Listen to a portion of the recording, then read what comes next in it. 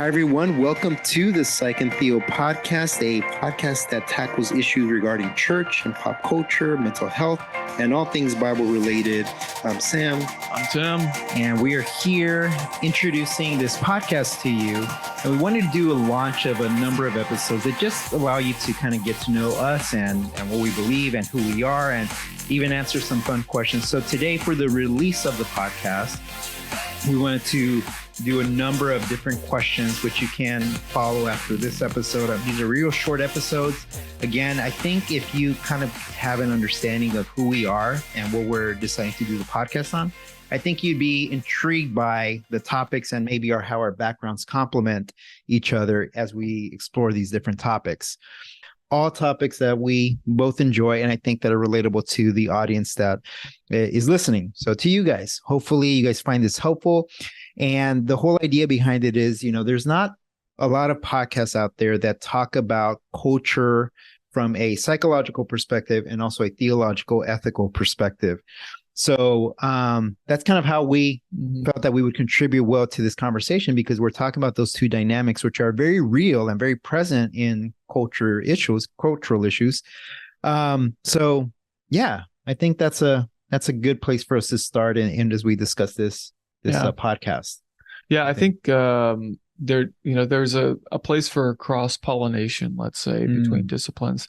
And our culture is, mental health is, I think, the rising or number one kind of concern among people in our culture. And of course, theology, there's no shortage of controversy in theology at all.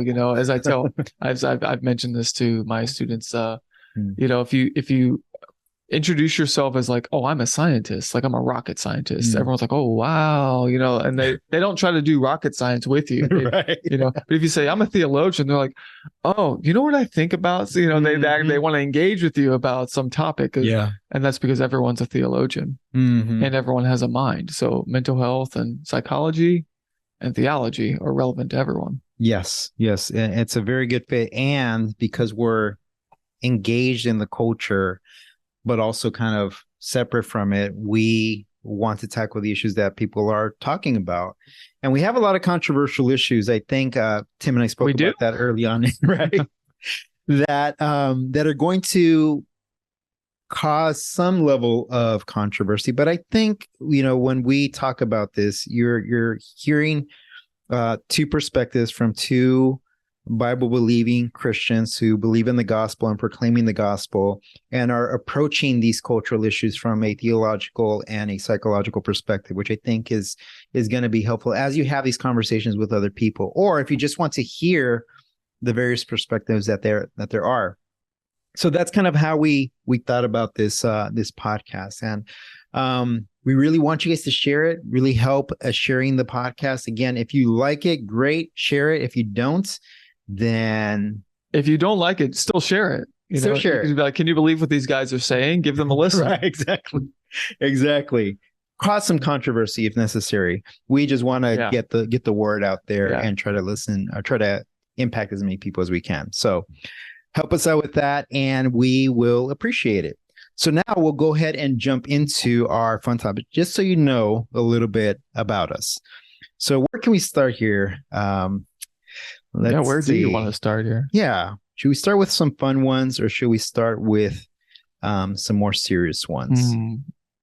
Let's start with just a personal one, like maybe our backstories. Let's do our backstories. Yeah. Okay. Yeah, just so they know who we are. Yes. They can't appreciate our comedic wit and our towering intellects if they don't know our backstories. Absolutely. Yeah. Absolutely. Yeah. Why don't you start us off? Oh man, I got to think first. Okay, so I grew up in Cincinnati, Ohio, or just north of it in a town called Hamilton, Ohio. Hamilton is famous for being nicknamed Hamiltucky because so many Kentucky workers, they would so Cincinnati's right on the southern border of Ohio, and Kentucky people would migrate over for work into Ohio, but Cincinnati itself was too expensive for them to live in, so they would land in Hamilton. So Hamilton has this culture. It's very Kentucky-esque culture, so it's called Hamiltucky. That's hilarious. Basically, it means redneck. Right. Yeah, a mixture of a lot of things. So I grew up there. I grew up in a Christian home, pretty conservative environment.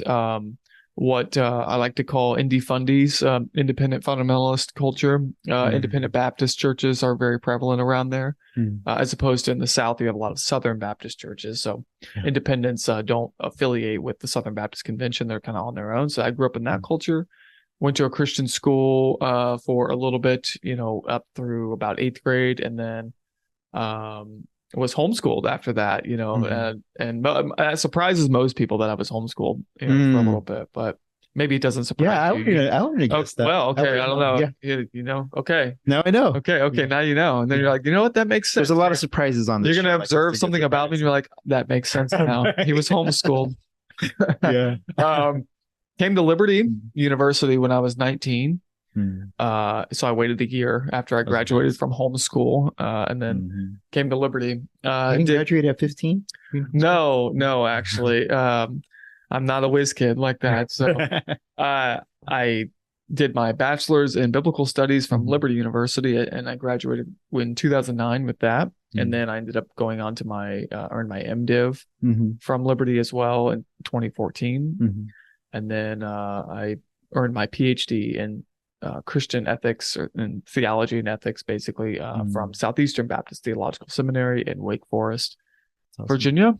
And I've been at Liberty working in spiritual development and teaching classes on the side for as long as they'll have me when I'm on good behavior, I say.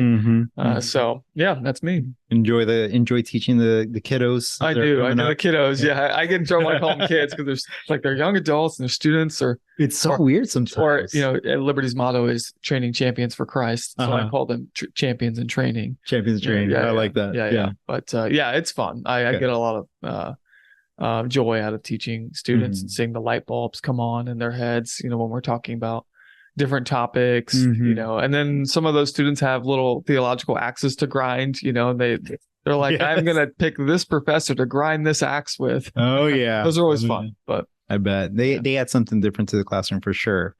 Yeah. But okay. Well, similar, grew up in a Christian home. I grew up in a Southern Baptist church, and my dad was actually Catholic before coming to the Lord. And so I was probably 2 when he got saved. So I grew up in the Catholic church, in the Baptist church, Southern Baptist church. I'm the oldest of 4. So me and my youngest brother, I'm 10 years apart. So we weren't able to play as much when we were growing up, but I had the rough housing with my sisters. So that sufficed for that time. Yeah. Went to Christian school as well. So my church opened up a Christian academy. I went there, graduated at 17, and then I also started working there. And that's where I kind of learned about my desire to teach. It was a really hard time trying to figure out, what do I want to do with my life? I knew I liked psychology, but if you grew up in a Baptist church, psychology, at least during that time, was bad. Everything is evil. And my pastor had gone to a school for psychology. During his time, it was all Freud stuff. So understandably so, everything that was going on at that time was Freud, very great guy. Yeah. Very, very loving of God. Yeah, truly. Definitely not. Yeah. But so that was kind of his perspective on it. So even though I liked psychology, it was discouraged. So I started thinking, well, what else can I do? I always enjoyed science. And I started doing that, and I wanted to become a pediatrician because of a bad experience that I had with one that was tending to my brother, and she did a horrible job. So I'm like, I'm going to be a pediatrician, and I'm going to, help kids. When you were a kid, were you terrified of pediatricians like I was? I was. I did not like it. Yeah. I did not enjoy going to, because it was like you would associate it with pain. You get a shot, right, or something, when you go there. So I wanted to be different and give them a different feel, but I mean, everyone's afraid of needles, so it wouldn't work. You could have been the next Patch Adams, dude. Right. I that was the dream until I came into a reality check with one of my friends, and I was failing my chemistry classes, and I kept on taking more and more classes. I'm like, no, I'll pass it next time. And one of my closest friends, I was out at his house, and he looks at me and he says, Sam, what are you doing? He's like, this is not your field. Like, just forget about the pressures that you're getting from other people to become the doctor, right? It was doctor, lawyer. That's it. Those were the only options you had. And so I said, well, I don't know what to do. And I liked psychology. I just studied for communication. I said, well, hopefully maybe I can teach somewhere. And once I knew that psychology had a different approach. I learned more about it. I said, well, there's Christian counseling. Maybe I could go into that. And I just became more open to the idea, came to Liberty for a master's degree in counseling and graduated from that. Currently working on a PhD in counselor education supervision. So that's where I'm at right now. And I do teach, I do counsel. So that has been a really good mix for me to help others. And have a family, have 3 boys. And it's been really good seeing them grow up and get old. It's crazy. My oldest is about to be 7. Wow. So it's awesome. That's me. Yeah, and all of that contributes to what we will be talking about here. But that's our backstory. And so knowing that about us, hopefully it provides some credibility to what we're very credible individuals. Right? Yeah, we have built credibility now. Yeah, this is like our 10th podcast that we're doing. We're just talking about the same stuff over and over. Yeah. So when we say something crazy, that we've thought about this at least for 5 minutes. Yes. Oh man, but this is fun. We have enjoyed this, and just having conversations with him has been really exciting, and encouraged to do this. So let's go ahead and jump to a fun one. Okay, fun one. All right. So let's do if you won $10 million tomorrow, what would you spend it on?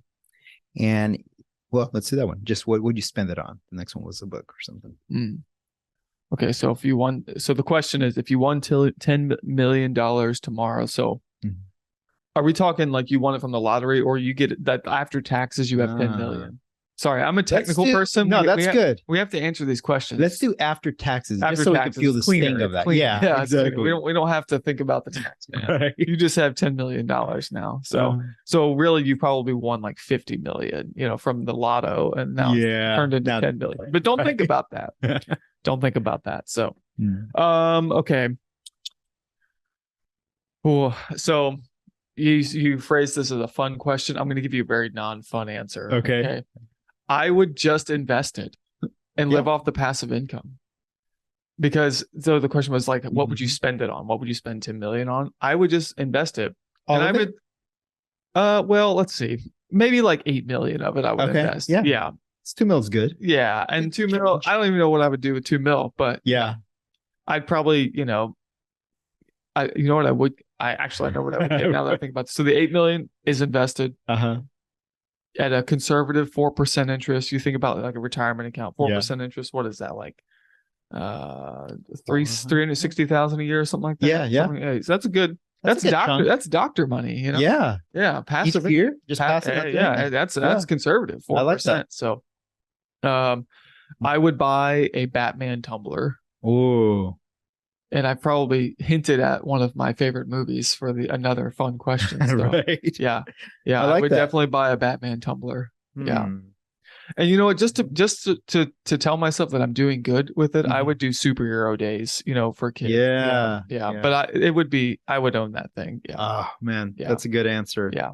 There's a guy, now that you gave me that idea, there's a guy who does Marvel stuff. So he buys all the Marvel masks, and he does videos where he puts on these masks. So Black Panther, Iron Man, everything.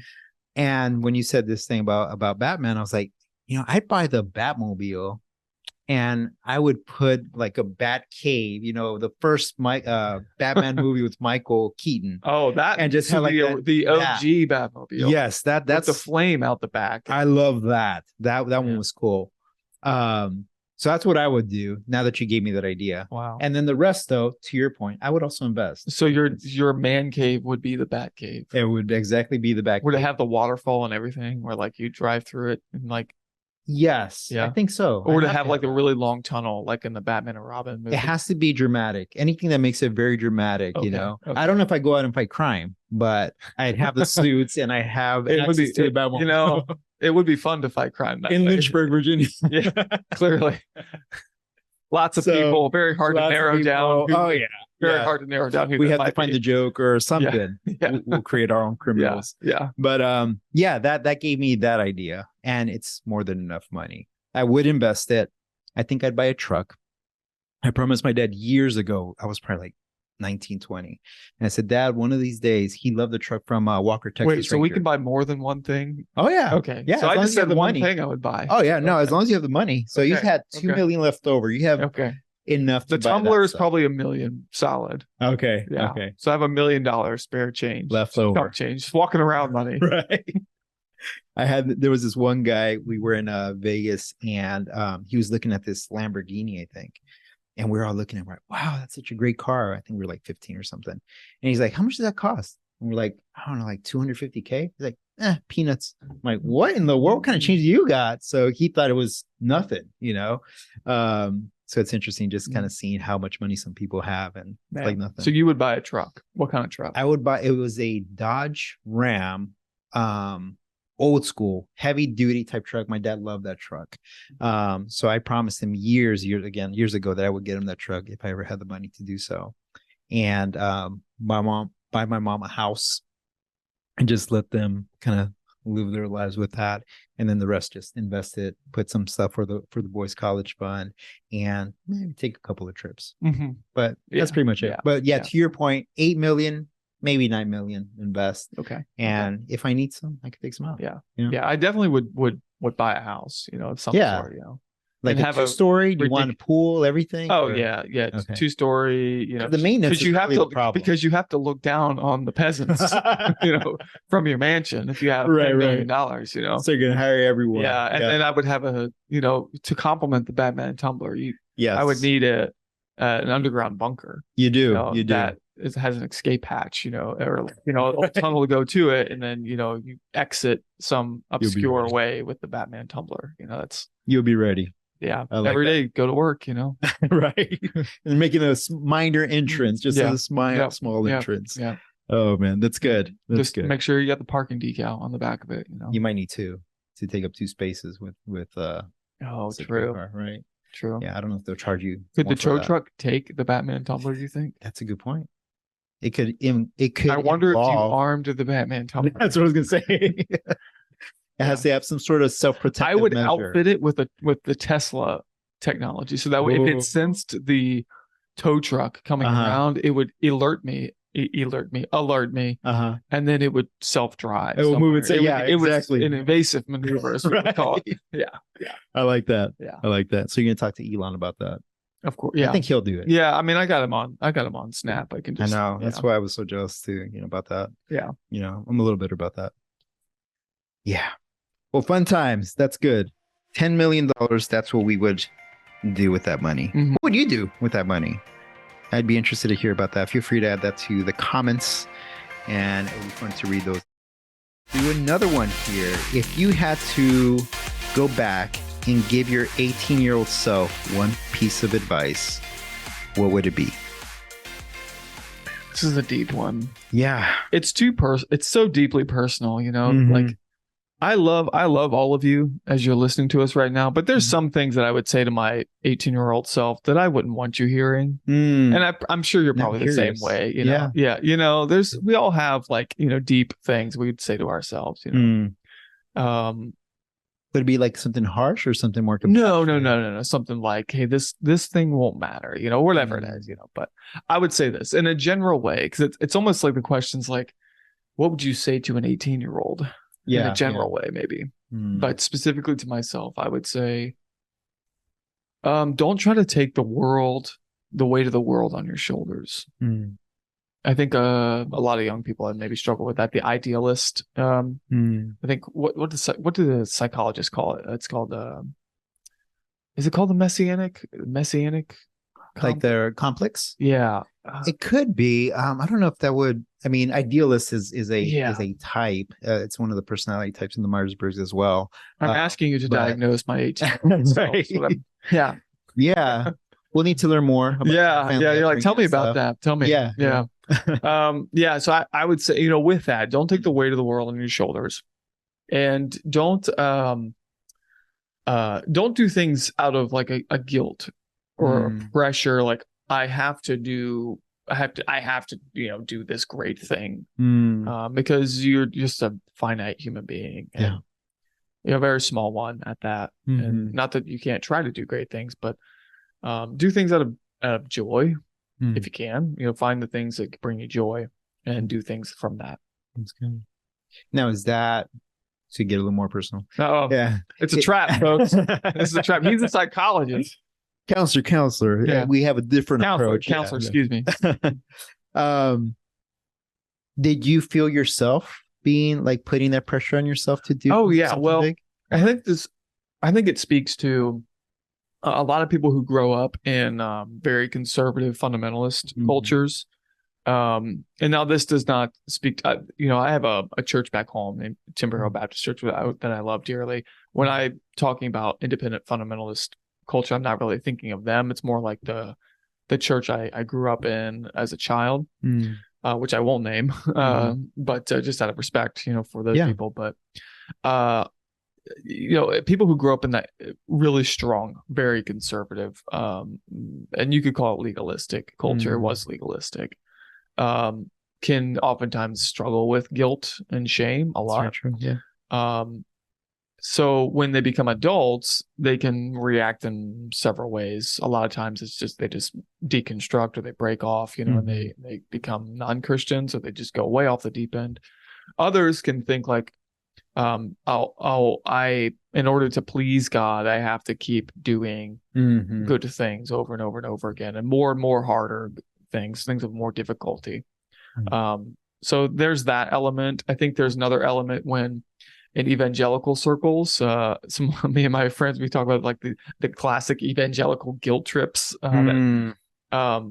This could happen with like any talk with missions or ministry or anything like that, where it's some evangelist or preacher gets up and he's like, don't ignore the call of God on your life. And it's like getting you to like question like how committed you are. Yeah.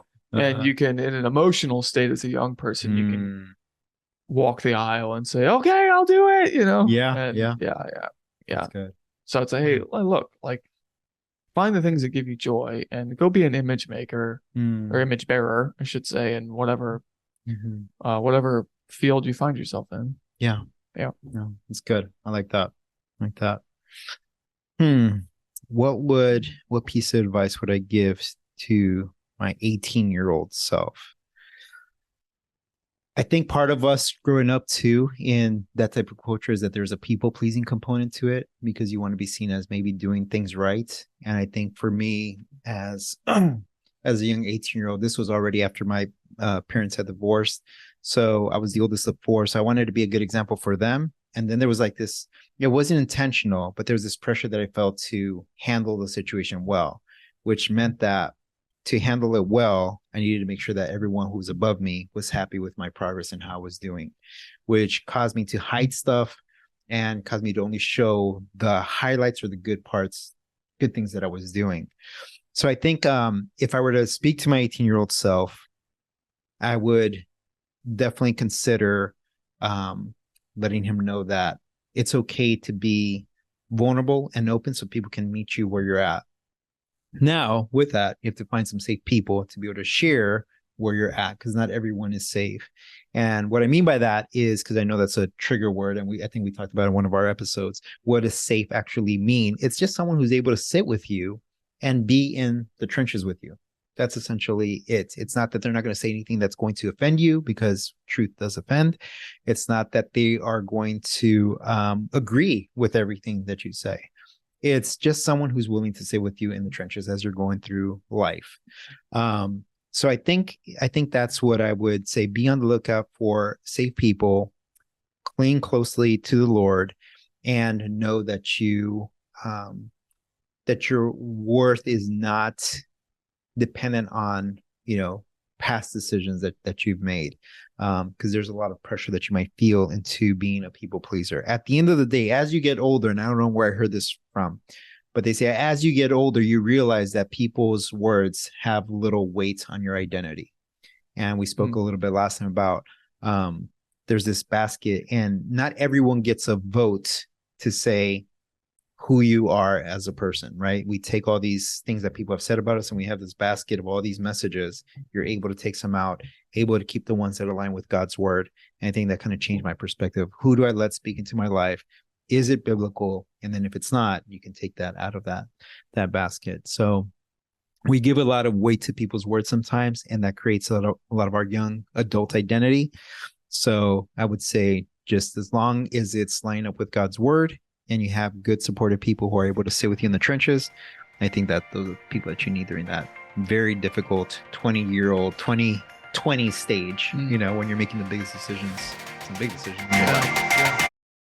Can I do the next one? Absolutely. Okay, Yeah. so that was a semi-serious one, so let's go back to a fun one. We gotta come up for air, okay?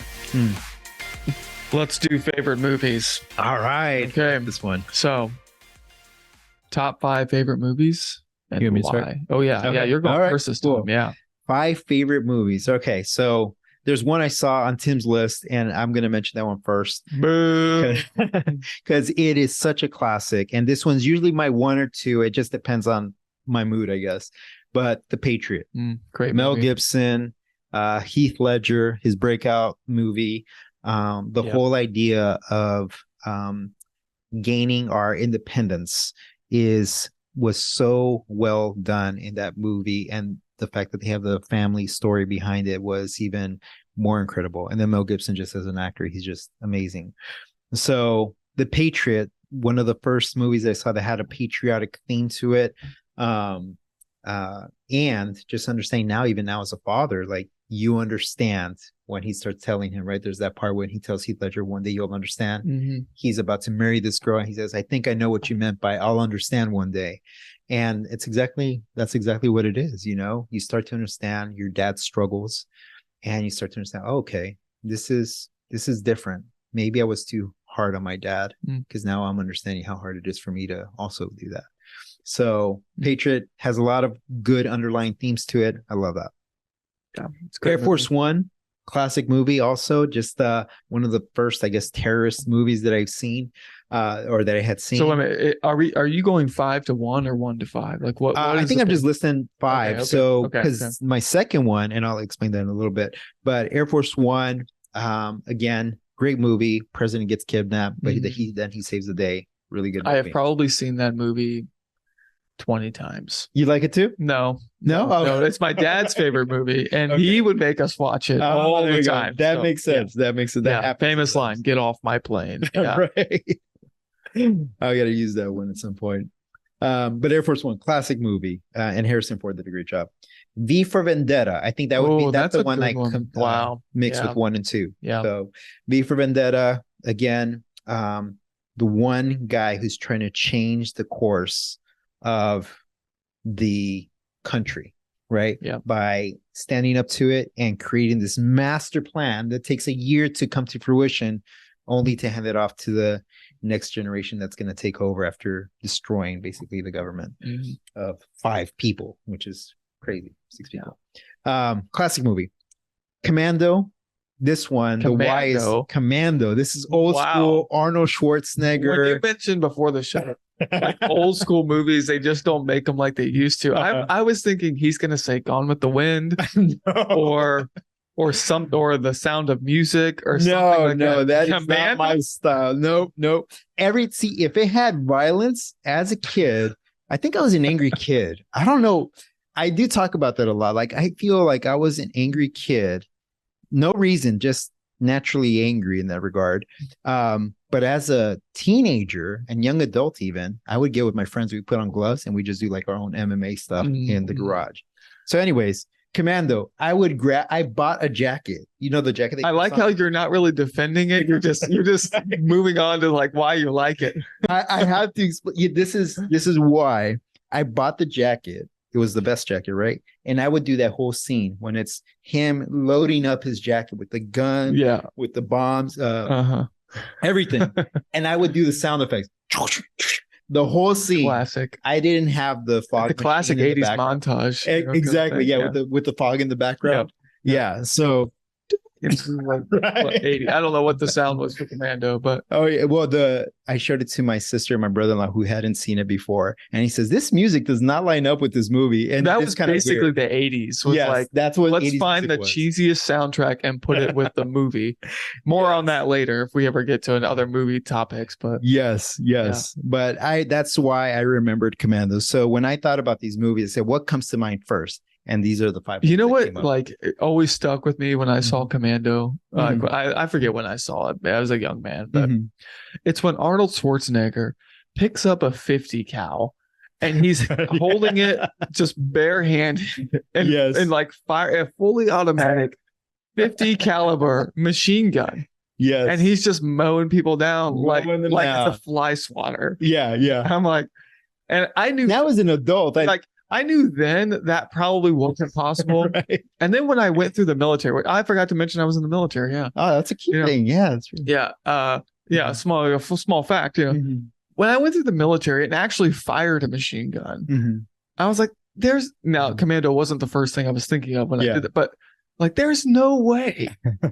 There's just no way you can do that. Hold it up and just mow people down like You that? can't hold It's a heavy? 50. You can't hold a 50 caliber. Uh-huh. Like, okay, you have 50 caliber sniper rifles. Okay. Usually you're in some sort of prone position, which is like laying down. Mm. The rifle's on a bipod or propped up That's on true. something. Yeah. You know, it's really hard to fire a 50 cal, basically. And be as accurate. Yeah, and those Like that. sniper rifles are single shots. You know, Mm. a machine gun, it's usually on a bipod or tripod, and Uh-huh. and you have to go in bursts, like, you know, Uh-huh. and because you can't really hit anything after that because Yeah. the barrel's gonna rise. Mm. With Arnold Schwarzenegger, no, it he's was right on continual. target. Just, yeah. yeah. And he's firing it from the waist. He's not even aiming. Yes, He's that's just, right. Yeah. it's just so absurd. That's what one kid wished he could do. I'm like, I have to be able to do this. There has to be a way to do this. But no, now as an adult, you become very disappointed with the movie. But I remember because of that. But yeah, lastly, a classic. I think everyone should love this movie, Rocky IV. Oh wow, it's Rocky so funny IV. you should say that. Given bad soundtracks. I love that soundtrack. Oh my goodness. No, I love that soundtrack. So Wait a minute, which one? Which one? So there's War. Which one else they have here? Hearts on Fire. Hearts on Fire, Oh my right? goodness. No Easy Way Out. Oh my goodness. Burning Hearts. There's no easy. I just Oh man, I look, love this. soundtrack. going It's classic from 80s. Rocky 3. Rocky 3 had the best soundtrack. Like Rocky Eye of 3, the I can't remember. Tiger, you know. Eye of the Tiger was good. Yeah, Yeah. I mean that stood the test of time. And I think Yes. that's proven. Yes. You know. But you gotta like War. And the first time I saw Rocky 4 Uh-huh. and I heard the soundtrack, I was like, none of this lines up with the seriousness of this movie. That's Oh, it. man. It just. I thought it was classic. No, sorry, I'm Oh, talking about man. your movie before you even get. To I know, describe I it. Okay, know. go ahead. No, but that's It's just good. funny you should say that. Folks, Yeah. we didn't plan this. I didn't know No, we we were talking didn't. about Rocky 4, but that's We the like the movie. spontaneity That of is the it. movie I was thinking of when I thought about soundtracks that don't line up. Oh man, Go ahead. I love that soundtrack. Go ahead. Yeah. Rocky IV. It's an emotion again during that time, right? Mhm, Cold mhm. War. Cold War. So I think the whole idea of David versus Goliath also was a good theme in there as well. But that's a classic one. And my boys like the war song. So every time we're driving, they'll be like, Daddy, the war song, the war Which song. one was War? It's the one when they are fighting in the fifth to 12th round. Okay, That's right at the end. I have to go back and listen to that Yeah. one. Let's It's see not here. It's just pure music. It doesn't have any Okay. words. That's And when watch. that's when he starts to turn the whole history of the Cold War. You guys will appreciate this. Can you guys hear this on the? Okay. Let's see. Are we going to get sued for copyright infringement? Or is this Oh, I fair? don't Is this know. I fair think use? I think if I share just a little bit, Fair use. there you go. Okay, It's that's just not, such a- that one's not bad. It's I'll very walk. classic I'll walk sense. back a little bit, but hearts on fire. I just no, I can't do it. All right. I'll take that. But those are my top 5. Okay. Yeah. That's a yours, Sam. Okay. So I'm gonna go from the bottom up. I'll go from the top to one? I'll go from the top down. Okay. So I have two at the top, and they remain together Okay. at the top. I can't decide between them. Ooh. So the first one is a movie most people have not seen. Okay. I think it is one of the most underrated movies of all time. Okay. It's called The Ghost and the Darkness. Have you heard of it? I have not. See, folks. Okay. How old is it? It was made in 1995. Oh, it's not that. Now, someone listening to this episode also loves this movie, and they're probably jumping out of their seat. Let us know. Please let us know if you do. I told you so. Others are like, "What is that movie?" Yeah. The Ghost in the Darkness stars Val Kilmer and Michael Douglas, and it's about a hunt for 2 lions in Africa. It's a true story based on the late 1800s British railroad company that's trying to build a bridge in a town called Savo, which is a town that still exists today, I think, or at least there's this Savo reservation in Kenya. I think it's in Kenya, which that's on my bucket list to go one day because of this movie. Yeah, and specifically to this safari, Savo safari, you know. But so Val Kilmer, he is an engineer, British Irish engineer, gets sent down to build this bridge in the town called Savo, and while he's there, these lions start to kill people in the work camp, and it gets so bad that it shuts down operations, and he is trying to take care of them and he can't. And then Michael Douglas is brought in because he's a professional hunter. And the 2 of them are struggling to take out these 2 lions. And it's a true story. It's really crazy. It's like this movie is like Jaws, but on land with lions. Like think of how horrifying Jaws was to everyone in the water. It's like that. You know, with 2 lions. Just 2? Yeah. They're killing everyone. Yeah. And so it's a legend to this day because the 2 lions that they caught are stuffed. Spoiler alert: the lions died. Eventually. So, but they're stuffed and they're on display in the Field Museum in Chicago, and I have gone there to see it. Anyway, are they massive? Or they're just normal lions that just kill people? It's deceptive because in the movie they have manes, but in real life, this particular breed of male lions, did not have manes, and so they look a little different. They look they kind of look creepy.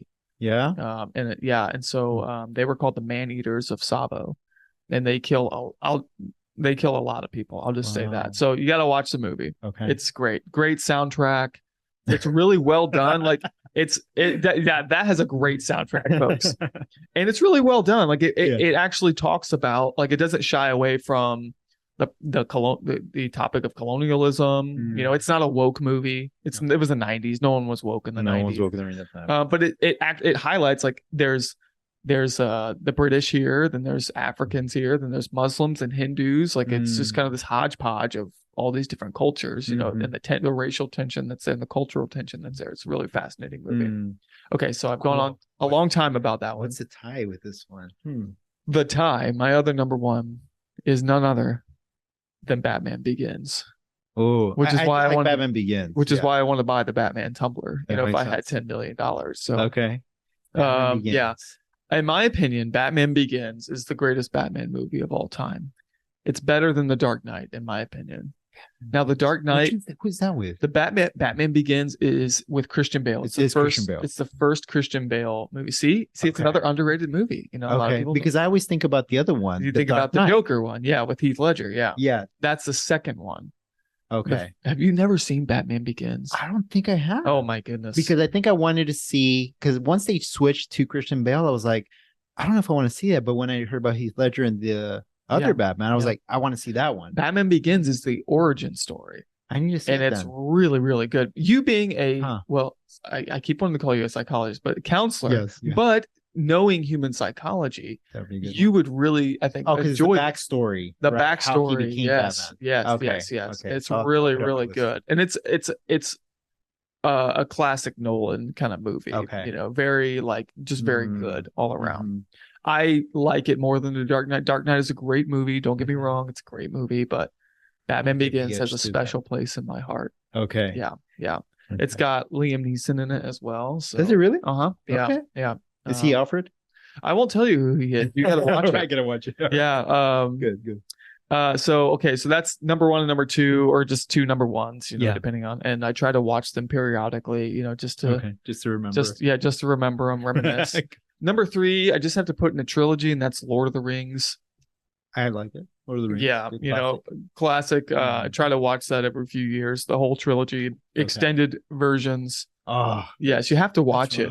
You have it's so the long. Truth. It's the truth.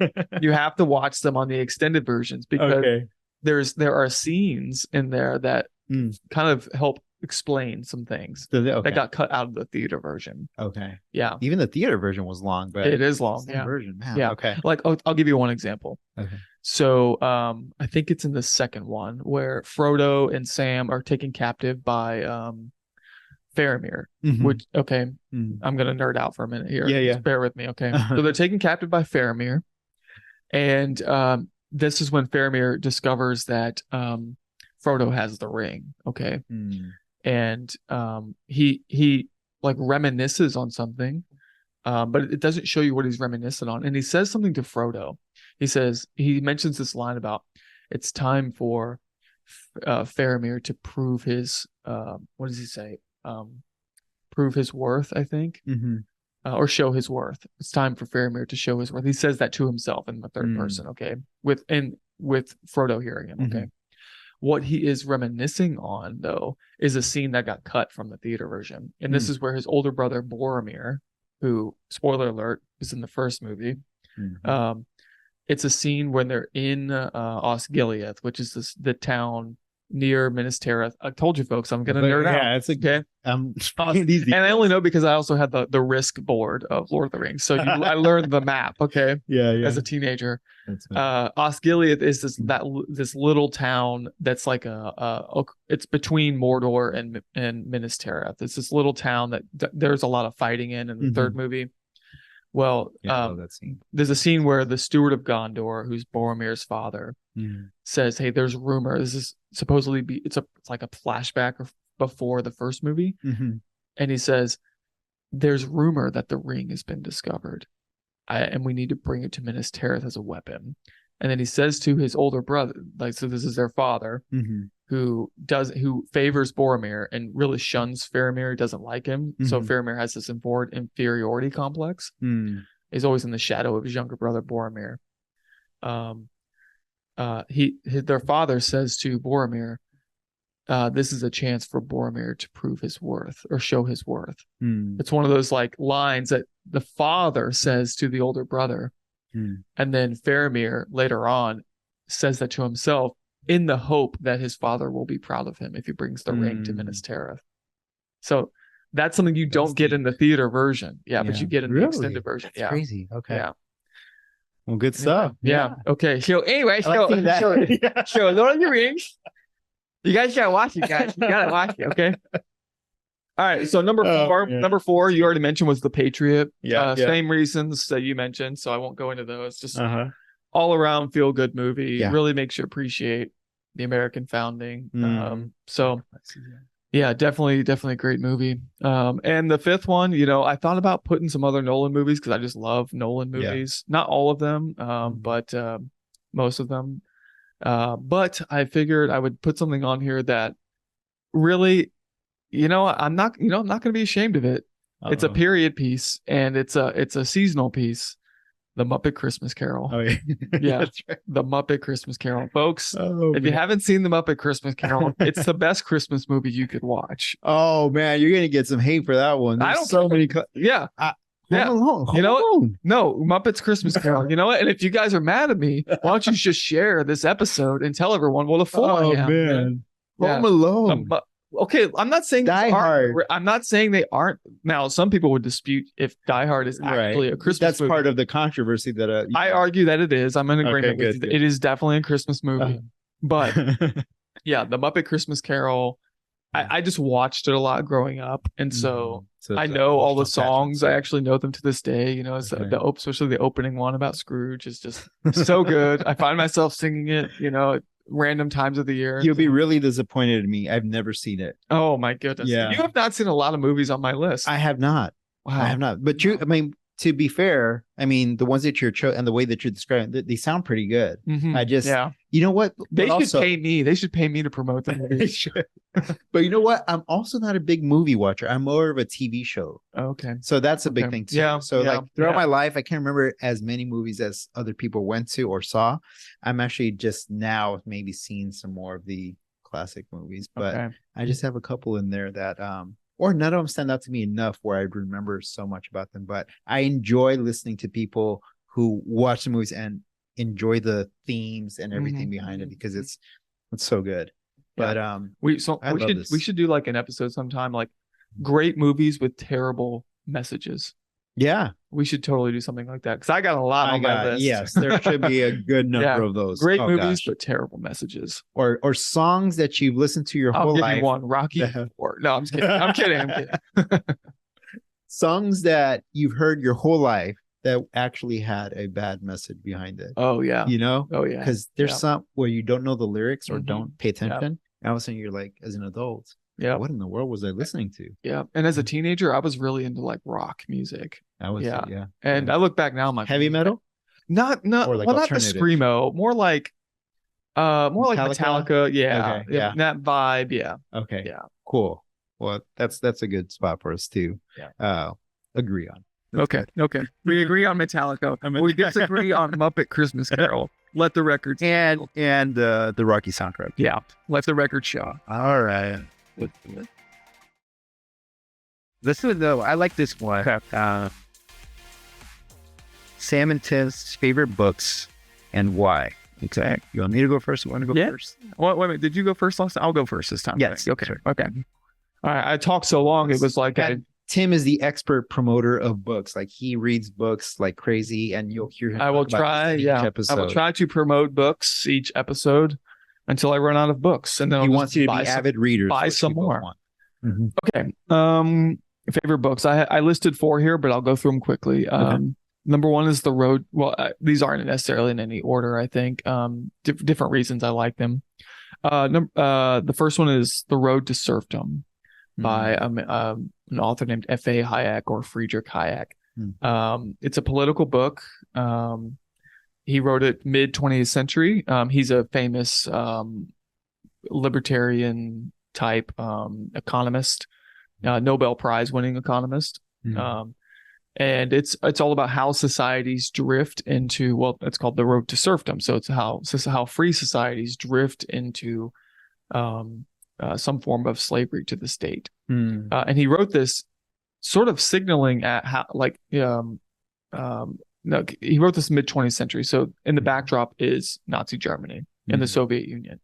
And so he wrote this as a way to explain to the West that we're on the road to serfdom, and we need to correct course. If we hope not to go down that same road. So very, very insightful book. I love those. One of the best chapters in the book, I think, is I think it's titled, it's been a long time since I cracked it open, but it's called How the Worst Rise to the Top. And it's just about how unethical people know how to gain power because they're willing to do things that good people won't. That's so true. So it's good. It's a really good, I like that. Really good chapter. Another book, it's called Personality Isn't Permanent. It's by a guy named Benjamin Hardy, very recent book, and it's all about shaping, not getting trapped in thinking that your personality or the way your habits are just who you are, that you can't change. And so he really blows up a lot of the common myths about personality tests. And then and then through all of them, like the I don't know if he goes through all of them, but he talks about the big ones and says that they're sort of just they're basically snapshots of you, and they're not static things that can't change, and you can actually work on changing yourself. If there's things you don't like about yourself, you can work on that. And so you're not destined to be your character. You can you can work to be more extroverted, or you can work to be more optimistic, or things like that. You can, by setting goals and working toward those goals. It's a really, really good practical book. Another book, a political book called For a New Liberty. and that is by Murray Rothbard. It's one of these like it's sort of like the Constitution of libertarianism, let's say. I like it because he doesn't shy away from very difficult questions. In the political space, libertarians are often pressed on, well, how would this thing work in a libertarian society if you didn't have a state, or the state was really, really small and only had a couple functions? How would you build roads, or how would you handle telecommunications, or how would you handle courts, or something like that? And this book really takes an honest crack at those questions. Other books do too, but this was one of the first ones. He was a pioneer. I just think it's a really, really good book to, if you're interested in just understanding political liberty from a like a much more like hardline position. It's a really good book. I don't obviously endorse everything in the book, but something that's sad we have to say that sometimes. I know. Okay, and then the last book, which I think is a recent one for me, but also something I've gone deep down the rabbit hole in. The book is called The Unseen Realm by Dr. Michael Heiser, who is a conservative evangelical biblical scholar. And the book is about the backdrop of the Bible, the spiritual backdrop of the Bible, what he calls ancient cosmology, not ancient cosmology. What am I cosmic geography, let's say. Where there's a lot more going on in the spiritual realm than what you might initially think just by a cursory reading of the Bible. And he does a really good job of exegeting many passages to show the complexity of the spiritual world, and how the narrative of Scripture is pointing to this ongoing story in the backdrop. So once you read this book, you will not read the Bible the same way. Really? It's that good of a book. Yeah. And it's one of those things where I think Heiser pioneered, or maybe just broke open, a new phase of theological development for the church, where at certain times, the church age in the church history, there's ages where we have to focus on different doctrines and hammer out different things. And this might be one of those eras that we're heading into where people have to hammer out what exactly is angelology and demonology, with reference to the church and other things that we salvation and all the other doctrines. So, angelology and demonology doesn't get a whole lot of attention in evangelical circles, except for like the more charismatic, very, very charismatic side. Yeah. But this book will treat it with a very, very in-depth study, probably deeper than you might be anticipating. So it's a very, very fascinating book. For a book like that, sounds like it'd be pretty lengthy. Is it a thick? Yeah, it's I'd say there's a smaller book that it's like a summary of it's more popular level book called Supernatural. So if somebody wants to start there, it's called Supernatural, what the Bible says about the unseen realm and why it matters. See, I promote books, guys. Yeah, no, you're good at it too. Yeah. So that's the popular level book. But if you want something that's a little meatier, buy the Unseen Realm. And then there's follow-on books that he wrote after that kind of flesh out other topics that came up in that. It's kind of his area, special. Yeah. Unfortunately, Dr. Heiser died earlier this year, I think in February. Died of cancer. But I think he's left an indelible legacy for evangelicalism. But it's a very, very good book. That's awesome. Yeah, you can also watch a YouTube documentary on the book. Really? So that's free. Oh, wow. So I'll warn you that in my opinion, the documentary is a little cheesy. Okay. But it'll give you a good primer to the book, because I saw the documentary and I was like, okay, I need to get this book. Oh, so we went from there into getting the book. Okay, that's good. I like it. Good. Did you mention? Okay. No, you did mention. Yeah. Okay. I was going to see if you mentioned any fiction books. Oh yeah. No fiction here. I'm just I'm nonfiction all the way. Yeah. So you won't get those exciting books from us. So my top three, and I'm sure it was just as difficult for you, like to pick your top three, your top five books and so on. There's so much to choose from, but I think when I think about books that changed my perspective on something or challenged me, one of the ones was Knowing God by J.I. Packer. Okay. Really great book. godly guy. And the thing that changed me with that book is the level of depth that he had in understanding the process of knowing God, because there's so many elements. Obviously, we can't know God fully. There's still so much more to learn about him, but the way that he's able to write and the level of depth that he had in describing who God is and the different facets of God, his relational nature, the intellectual or the knowledge nature. I just feel it was something that I hadn't seen before. Like, I've heard people talk about it, but I don't know, the way that he wrote it within the book when he's talking about those infinite attributes of God was very, I don't know, I was able to see his heart in a sense of, man, this guy was really searching to know who God is. And so that's kind of what was my takeaway from it. This is a journey of someone who's dug so deep into wanting to know God, so deep into scripture, that he has this greater understanding that, I wish I could know. Now, he does make a point about also being relational, because we can know everything about God, or know a lot about God, not know everything, know a lot about God, and still not have that relational component to him. So that was a really good book. Grasping God's Word was another one, because that one taught me how to read the Bible. Yeah, that's good. I love that book. And it changed the way that I would look at scripture, because when you give Bible studies as a, young adult or teenager, you're thinking topics, right? Yeah. What are the kids talking about? And you pick a topic and you try to adjust your message to that. And when I got older, as I was reading through scripture, I'm like, I don't know if this says what I thought it said. And I was like, okay, someone recommended Living by the Book, which Be is honest, did you use Jeremiah 29:11 at some point? Yes, I did. And that's an often misquoted one. I can do all things through Christ is another one. But yeah, that one, I don't think I used it in the same way, but definitely Jeremiah 29:11. I think I did. You prayed the prayer of Jabez, didn't you? Right. Oh man. And that's the thing. It's like, it hits you. Like, you're like, I've been doing this wrong. And that was exactly what happened as I was reading through. I'm like, I haven't looked at the cultural context. I haven't looked at the historical context. We had to use Grasping God's Word for our hermeneutics class. Did you? Okay. Yeah. So I did that for one of my classes too. Yeah. So once I took that class, it was like, it just changed the way that I studied the Bible. So that one was a life-changing one. And the third one, last one, is the 5,000 Year Leap. I think you would like this book. Oh, interesting.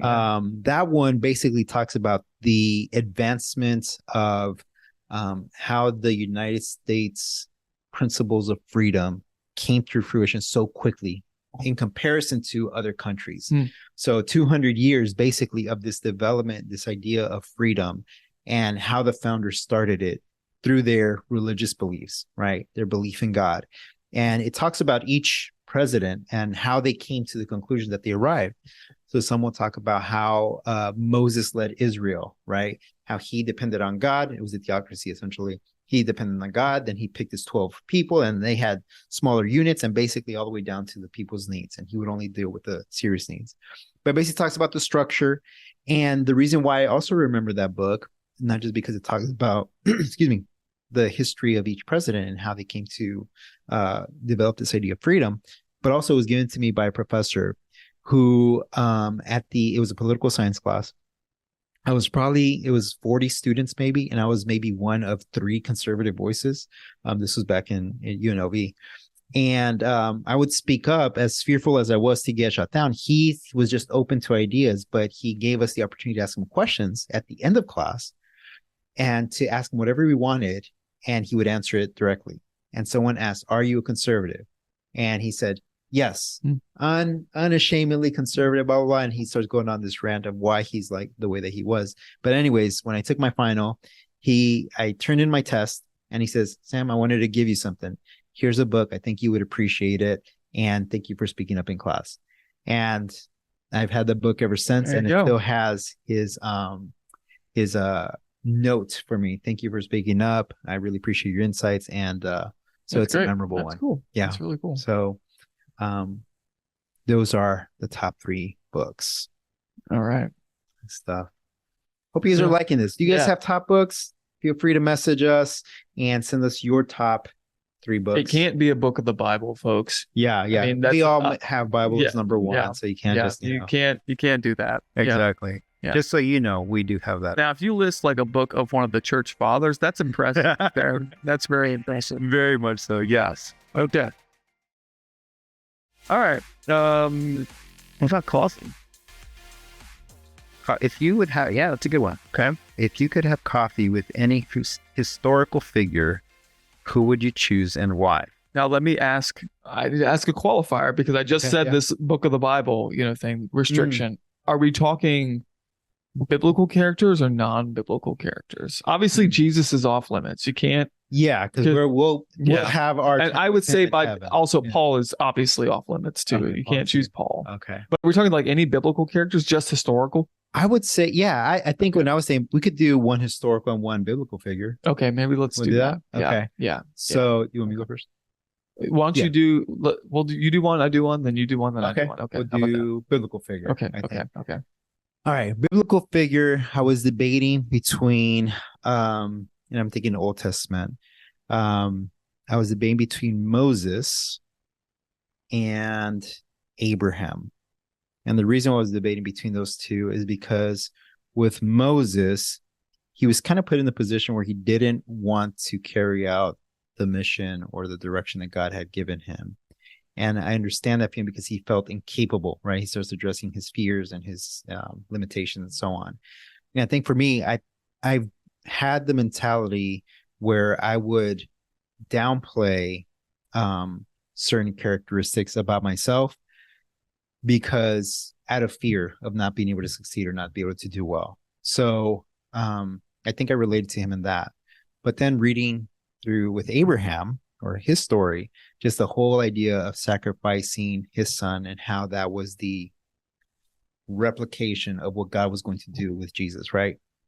So what would I have done had God told me, go and sacrifice your son? I don't know if I would have been able to do what Abraham did, right? It says he got ready next morning, took his son, and they went up Mount Sinai. Yeah. So anything that people can do that I would have a hard time seeing myself do, I can really appreciate that. And I admire that, especially when it's good, when it's something good and beneficial. So I admire that about Abraham and Moses, even with his weaknesses, being able to lead the nation of Israel. Yeah. So I talked to him about that. Okay. It's a toss up for me between David and Daniel. Yeah. David and Daniel. Ooh. Yeah. David being, I don't know, like I just get this feeling that David is just a little bit different than what we imagine him to be. Like, even though we have a lot of material on him, like, I would just want to ask him, he's portrayed as very courageous, but he's also terrified in the Psalms. And I don't know, like, I would just want to sit down with him and ask him, like, do people know how scared you are right now? Yeah. Did you keep all this in until afterward? I don't know. Just like, I would just ask him questions like that. Or like, Goliath, like, that whole situation, were you just, you were brave, but was like, did you not feel? Right. Did you not feel fear? Yeah. Very interesting thing. So, and also he was different going from teenage or young boy to man to king. Well, right? And there's something interesting here too, because when he's older, as a king or he's not yet king. I think he's still on the run, but at some point he's called he's a handsome guy and he's ruddy, kind of attractive. But when he's younger, he's the runt of the litter of Jesse's family. And Samuel says at one point, none of these sons are going to work. Like what a man looks on the outside, but God looks on the heart. And so something about David when he was growing up just wasn't physically appealing, wasn't something that caught people's attention, I guess. Wasn't just like he was young. He was young. So I don't know. I'm just interested in that transformation in his life. That's a good one. But Daniel, I would say I'd be interested to talk to Daniel, not just before what did all those dreams mean, And like, what does the 70 weeks mean, Daniel? Him and Freud would have what does the 70 weeks I would ask, I would really want to sit down with him and ask about how he learned to be a patient diplomat in a land that wasn't his, among a people that wasn't his. He spent his whole life, when he was a teenager is when he's taken off to Babylon, and he's basically made a eunuch at that point. At least we can, pretty much deduce that, like, he was made a eunuch. And he's in the king's court as this, wise person, and he rises to a level of administration in 2 empires. That takes a person who's incredibly patient and doesn't lose his cool, knows how to use his tongue wisely, dealing with very powerful egomaniac kind of people. I would just want to ask him, like, how? Yeah. How do you do that? Yeah, I like that. Yeah. Gosh, there's so many that we could think of, I'm sure. But I like the point that you made about David, because you're right. It's we see him as a boy, young man, king, and there's the Psalms. And from a counseling perspective, I'm thinking to myself, I'm like, to be the strong one, you can't expose your weaknesses. At least that's what most people believe, right? And there's this whole push in culture to be vulnerable. Yeah. But when you're in a position of authority like that, if you're vulnerable, then you're seen as weak, right? So I wonder if he struggled with that, because we see it in the Psalms, right? He shares about his fears and his angers and everything. But he didn't act like that. His behavior was the opposite of that. Yeah. Well, he says in different times, there's Psalms that talk about Absalom and his war with Absalom, others that are referencing Saul and how Saul's trying to kill him. But then there's others that he's just talking about, like, corrupt people around him, wicked people around him that are trying to spread the net or dig the pit for him to fall into. I just find that really fascinating. Yeah. No, I like that. Those are good ones. Really good ones. Man, we're covering a lot here. So historical figures. Okay. Historical figures. I have to say this one, and I don't know if he'd be considered a historical figure yet, but I have thought about this a lot. And they're still living? Still living. Oh, okay. Yeah, still living. And again, because I can look back at history, and I have presidents that I would talk to, one of the early founders, theologians. I think of St. Augustine. So there's a lot of people that I would think of, but because it's relevant, because it's still possible, I think the person that I would interview would be Michael Jordan. Oh, okay. Because you still can, actually. That's why I said it's possible that I can reach out to him and get a conversation going. But it's this is weird to say, changed my perspective and approach to a lot of life things. When I was a teenager, I would play basketball. I was the shortest kid on the court. So I had to make up for that by being a good shooter or a good passer.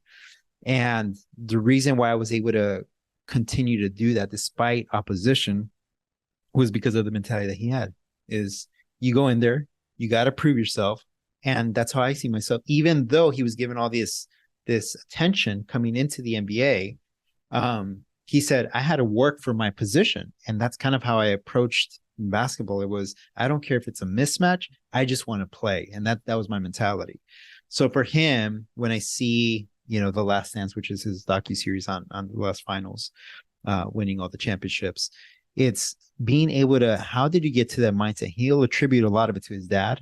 He'll attribute a lot of it to his mom, that you always take a negative and turn into positive. So a lot of the way that he's approached life have been things that I've adopted throughout the years. And I have had to try to learn to discern what's biblical and what's not. But for the most part, the principles in and of themselves are just standard principles. They're not anti-Bible or necessarily aligning with scripture, but they're just mentality, mental states and approaches. So I would definitely want to sit down and talk with him and just hear more about how he gets to that level of discipline, because he would say, I wasn't the most talented, I was just the most disciplined because I practiced every single day.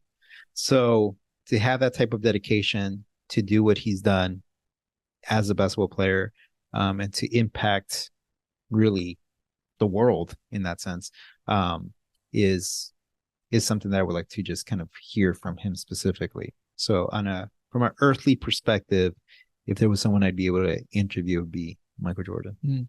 Yeah. Fascinating. Yeah. Okay. Yeah, I struggled with this one because it's like you got, the Eminem song. Yeah, one shot. Don't miss your chance. Yeah. Like who would I talk to and why? It's like some figures I ran through my mind. I'm like, well, the reason I want to talk to them is because I want to change the future, like tell them, warn them about something. Hitler? No, not him. No. I think, boy, gosh, it's like, what are some in general, kind of like what I said, like, there would be some presidents, some theologians that I think of, some authors, but I ended up with this guy. Yeah. I think I would want to sit down with Thomas Jefferson. Okay. I like Thomas. Why Thomas? Yeah. I would warn him about some things. No, I just like, he won't believe what we've become. No, that's true. I think, so he is this enigmatic figure in the founding. Obviously he's indispensable. He's often maligned unfairly in our contemporary culture. But he everyone knows him as authoring the Declaration of Independence, and helping to write the Constitution. But he, along with James Madison, I mean, the two of them, I think I would just want to get like, okay, what's your opinion on this, on this, and then come back to the future and be like, listen, Thomas Jefferson believed this. But I think just trying to get his understanding of where he finds himself in life. As something about him that I always struck me is when he writes the Declaration of Independence, the language that the original draft, it was much stronger anti-slavery language that was in the Declaration of Independence. But in order to get many of the Southern colonies on board, he had to modify that language. And there's actually a really good article I read about this. I can't remember, some history anthology book about the fatal compromise, Jefferson's fatal compromise, where to win the war, you needed these colonies on board. But in order to do that, you had to modify some of the language around slavery. And so when people say, the American founding wasn't perfect but we're trying to live up to those ideals, this would be an example of that, where in Jefferson's mind, the ideal was to get rid of slavery, but he had to modify that compromise with Southern states, including his own state of Virginia. He I forget where I learned this, and history people correct me if I'm sure they'll correct me if I'm wrong, but they will. In Virginia during that time, you couldn't free your slaves until you died. And Jefferson actually frees his slaves when he died. Now, that doesn't mean he was always an upstanding guy, but he could not just simply free his slaves while he was living. He had to actually free them when he died. I thought that was just a really interesting fact when I learned about him. But so he's just this enigmatic figure. That's really important to our country's founding. So I don't know, I would just sit down with him and ask him all kinds of questions about the issues of his day. So I like it. And that book that I was telling you about, the 5,000 Year Leap, one of the points that both him and Madison consider as they were drafting this up is the evils of man. That man's desire for power is going to be what's going to lead to the corruption of the principles. So they were very aware, which is why they have all the checks and balances, right? So it was very insightful to see how that was a strong point in their argumentation, is that, I forget what the statement actually was, but, a fallen man are no better than angels or something like that. But they were very concerned about, if you let man go and get so much power, they will become evil. And that's exactly, that's what we're seeing, right? Washington made the statement of, I'm only doing to terms because one of the things that people will eventually do is that if they start doing this for money, they are going to pursue that and not the good of the people. So he wanted to limit the amount of money. Now people do it in a lot of different corrupt ways today, but they had the principles there. It's just a matter of following them. So, yeah, I like it. Well, do we have any what watching on our board? Let's see here. I think we have one more. Let's see what else we have. Okay, yeah, the last one here. We'll do fun facts. Oh, the fun facts. Fun okay. facts. Oh, Yeah, wow, fun okay. facts. What did I write down for my fun facts? Oh, about okay. us. Okay. And I'll let you go first on this one. Okay, so fun facts about me. One, so I didn't mention this in my upbringing. I have 7 sisters. Oh, wow, and 0 brothers. Did you know that about me? I did not know that about you. See, folks, see, this is proof that we don't script this out. No, this is all natural. Yeah, raw, hardcore. This podcasting right here. Wow. So where are you in the number? I'm second youngest. Second youngest. Yeah. Okay, so you have 6 older sisters. And 1 younger sister. Wow. Mm-hmm. Okay, how was that? What do you mean? Like, how was it growing up with sisters? Like, that's crazy. Yeah. I mean, like being the younger boy, they would like, Easy. pick on me and stuff. Now they'll say like, oh, I was the favorite because I was a boy, but that's not true. And if any of you are listening to this, it's not true. But yeah, like one of my older sisters, she was kind of a tomboy growing up. And so like me and her would like go outside and we'd play with my best friend who lived next door. We'd play army and, pirates and all that stuff, all the, climb trees and dig ditches and all that, play in the creek. But yeah, I don't know, like I can't compare it to anything. So yeah. Okay. Yeah. That's good. Fun fact, and I guess we'll alternate. Yeah. Oh yeah. One fun fact about me is I have a huge scar on my knee.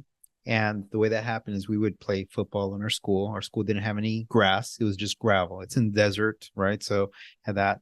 And I always like to talk about it just because it's a very visible scar. And when you think about scars and you think about healing, it just always stands out to me. But basically, it's a huge scar on my knee, and I had to keep my leg from bending so that the stitches would seal up the cut.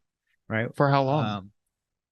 I think it was like 4 weeks. So you didn't bend your leg for 4 weeks. I couldn't bend my leg. Oh, that sounds miserable. It was just like I had to walk straight. I used some crutches for a little bit, but for the most part, I just kind of limped around. How was it when you bent your knee after 4 weeks? Well, here's the dumb thing that I did is that I was so tired after a week and a half of doing that. I said, well, I could kind of run. So I was able to bend my knee just a little bit.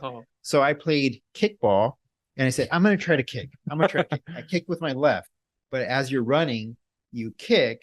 And then as I was running to first base, hobbling along, it just opened up just the cut a little bit. So I said, I can't. It's never going to heal. So I had to stay for the remaining 3 weeks just doing that. So that's a fun fact. Scar need.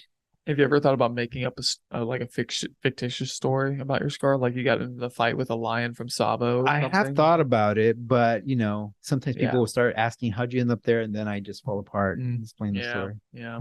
You gotta continue to lie to cover it up. Yeah. Okay. Well, another fun fact about me: I am colorblind.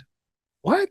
Yeah. Which colors? Folks, see, blue and red. I am what they call a deutert, which is like. It's not full spectrum. I can see vivid red green, but a lot of red greens blend together. Okay. So between those two specifically. Yeah, but it affects a lot of things. So I've failed every colorblind test that I've ever taken, in the military and outside the military. So I haven't got those glasses. Those what are they called? Enchroma glasses? Yeah. That's right. Yeah, maybe we can get them as a sponsor and they'll send us a free copy or something. That would be good. Yeah. I heard they're really great. Yeah, I've heard that too. And just, they're expensive. So. I bet. I mean, so how do you do a driving? But with a discount and a rebate, a promotion code. So I'm colorblind. Yeah. How do you do a driving if it's red and green? I mean, I guess you could tell which one's on top. I mean, your eyes do get trained a little bit. Okay.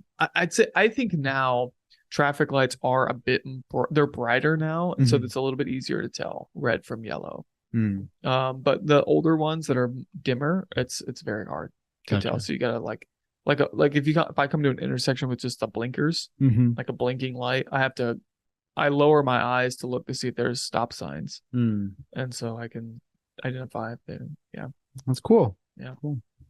You live with it. It's okay. Yeah. Eventually it just adapt and so on. Yeah. It's not like we don't, colorblind people, it's not like we don't see color. There is a form of colorblindness that they only see gray. Yeah, right. But most of the time, the way I describe it, it's like normal vision people, you're watching life in vivid HD, 1080p, 4K kind of stuff. We are watching life in like a 16 color television, kind of old television, old color TV kind of thing. Yeah. It's dimmer. It's not as high contrast and definition, things like that. That's weird. So or like wearing sunglasses inside kind of thing. Yeah. Not that dim, but the colors are dimmed. And so the contrast between the colors are not as great. So you guys can just see more and more distinctions in the light spectrum than we can. Right. Yeah. That makes sense. So you're born like that. It's not something that happens. Yeah. Okay. Yeah. About 10% of the male population is like that. 10%? Yeah, that's surprising. They walk among us. So wow. They walk among us. So y'all are okay. So you make your voices heard. Yeah. Yeah. There's no special legislation for us. Exactly. You know that? That's what I'm saying.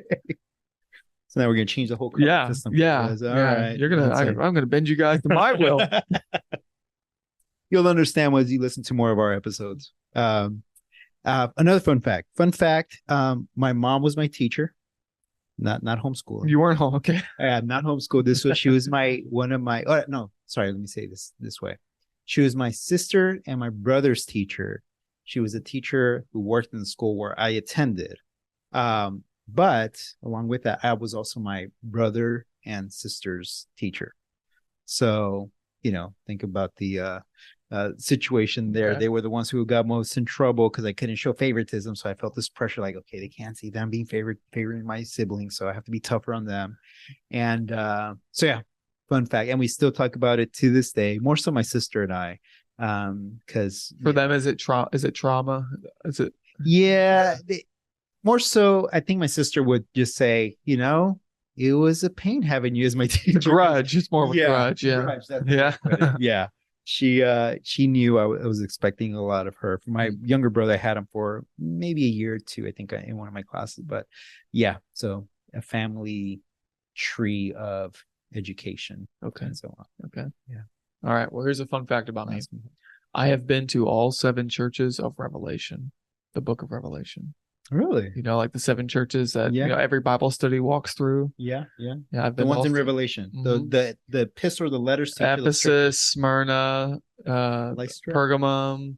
Now can I name them? Philadelphia, Sardis, Laodicea, and what's it's not Lystra, right? No. I'm blanking on one. Is it Sardis? Philadelphia. Laodicea.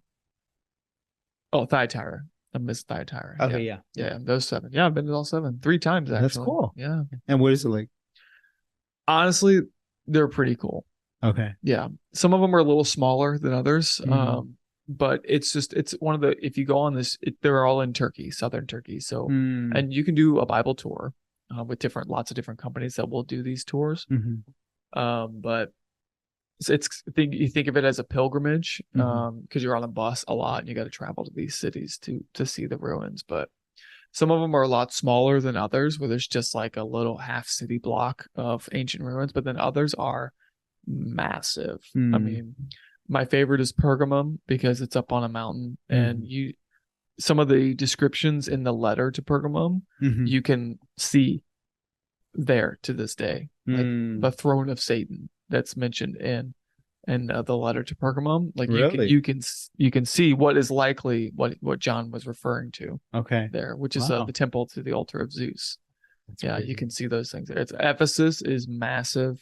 Is it? Okay. Oh yeah, it's crazy. So yeah, fun fact about me. I love that trip. I love that tour. I'm taking students there. It's a really, really cool place, Turkey. I would love to do that at some point.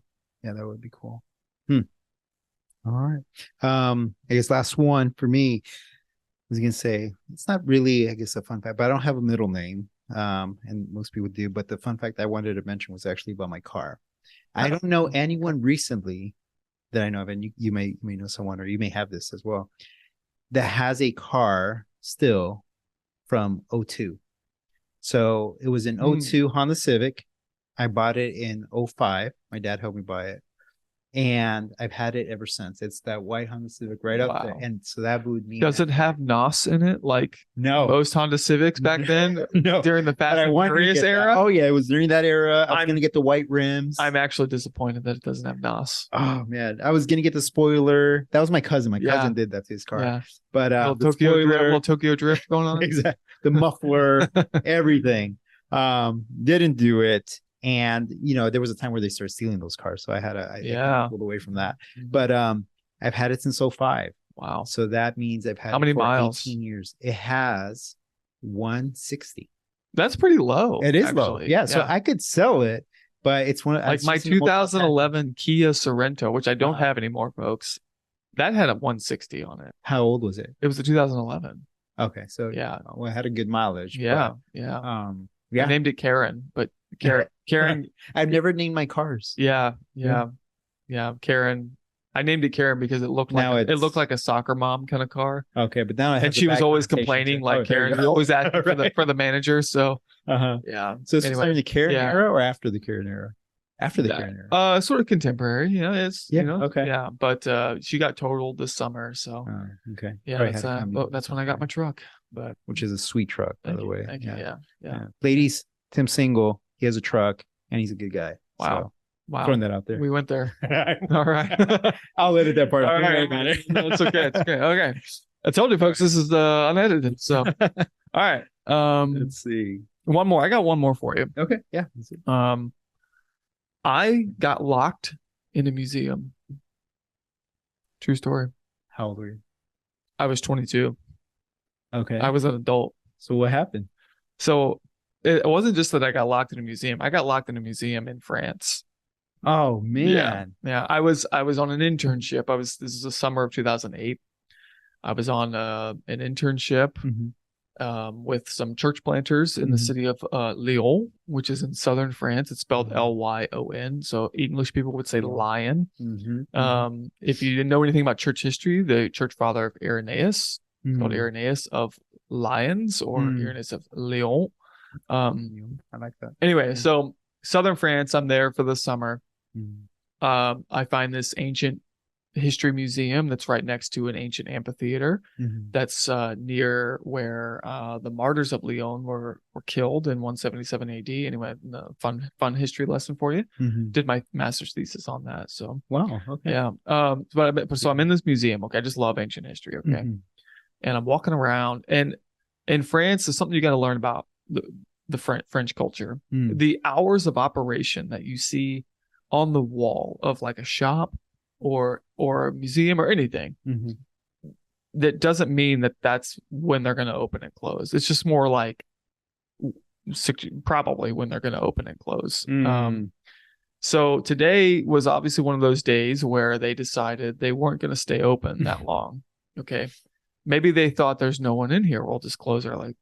So I'm walking around, and a little bit of embarrassing part here. I had to use the restroom. Okay. Right. So who doesn't in a museum? Okay. So find the restroom. I go inside the restroom, and like in the short amount of time that I was in there, I heard this bell ring. Like not like a ding, but like almost like a fire alarm kind of bell, like for like a 5 seconds maybe or something. And I was like, what was that? And I come out of the restroom, and all the lights in the museum are off. Except for like the ground lights, the kind of like security lights around some of the exhibits. And I was like, well, this is odd. And I kind of like walked around. I didn't see anyone, but I decided to don't panic, just play it cool. Yeah. So I continued to look at exhibits. So I was just, for a few minutes, I was just like, you know what? I'm just going to act like this is normal. Yeah. Well, what time was it? Like 3 o'clock. So it was still light out. 3:30, maybe 4 o'clock. Yeah. I mean, Okay. yeah. Oh, yeah. It was light outside. That's so weird. Yeah. Okay. And, you know, and yeah, there's like daylight coming in some of the windows, you know? Yeah. And I'm just like, I started to get a little worried after a few minutes. I'm like, especially not seeing anyone. yeah, you know, I'm like, I should probably go to the front. So I walk through the museum and go to the front, and I get to the front door. And that bell I heard was the cage coming down on the front door. You know, like storefronts, how they have those metal cages that come down. That's what the bell was. And I am the only one in this building. And I'm like, oh no. And this is like a museum, like an ancient history. Like these are like important artifacts that are in here. And here I am, this American college kid, you know, and they're like, I'm gonna go to jail. So I'm like at this cage. I'm sort of like just like jiggling the cage with like exercise and futility. Like, why would the cage open if I just jiggled it, you know? Yeah. But I happen to hear, I look over, I hear it out of just one of my ears. I look to the side, and there was a gift shop that was also, the cage was down, but there was a woman that in the back of the gift shop that was walking out. She was about to shut the door of the back of the gift shop. Oh, wow. And I ran as fast as I could over there and grabbed onto the cage and started shaking it. And I was like, mademoiselle, you know, like screaming, something to get her attention. I scared her half to death. No one's supposed to be in this museum.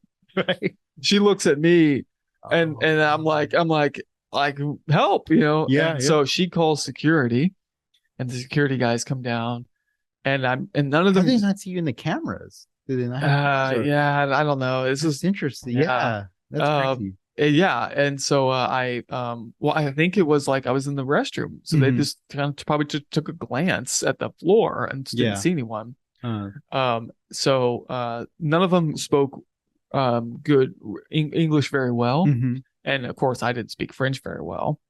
So we had this like problem of going back and forth, you know, like, and like finally they were like, one of them was translating a sort of broken English, like, what were you doing here? You know, like, what were you doing when the museum closed? And I was like, tried to explain discreetly, oh, I was in the restroom. And she's like, you know, and I kind of had to like go back and forth till she got it. And then she explained to them in French, you know, what I was doing. And they all kind of looked at each other and like, they all started laughing at me and they're pointing at me. And I was like, oh, yeah. And so then they're like, okay. Well, just write your name here so we know who you were. And I was like, okay. So I wrote my first name because it's just like a blank piece of paper. So I just wrote my first name, and I'm like, it wasn't even official. Yeah, I wrote Tim, and then I was like, last name anywhere? And they're like, no, that's good. And then I was like, okay. Yeah. And then they just like walked me out to this downstairs area and out this back door and dumped me into an alley. Oh man! And then they're like, "Well, right," you know, and they like shut the door behind me. And I was like, "What on earth just happened?" Oh gosh! And was that your first time there at France? Or had you been there before? That was my first time in France. Yeah. Yeah, that's crazy, man. Yeah. So you survived, but that I can imagine that being pretty scary. Yeah. Oh, for a few minutes, I was like, "Oh no!" Locked in museum. Okay. That's a good fun fact. I like that. Is that it? We're good. Yeah. Okay. Then we hit all our big questions. Guys, hopefully we haven't scared you. You know, we talked about a lot of fun people, we swear. Normal people. Yeah. I think you guys would have some great answers to these. If you do have anything that you would like to share, feel free to share.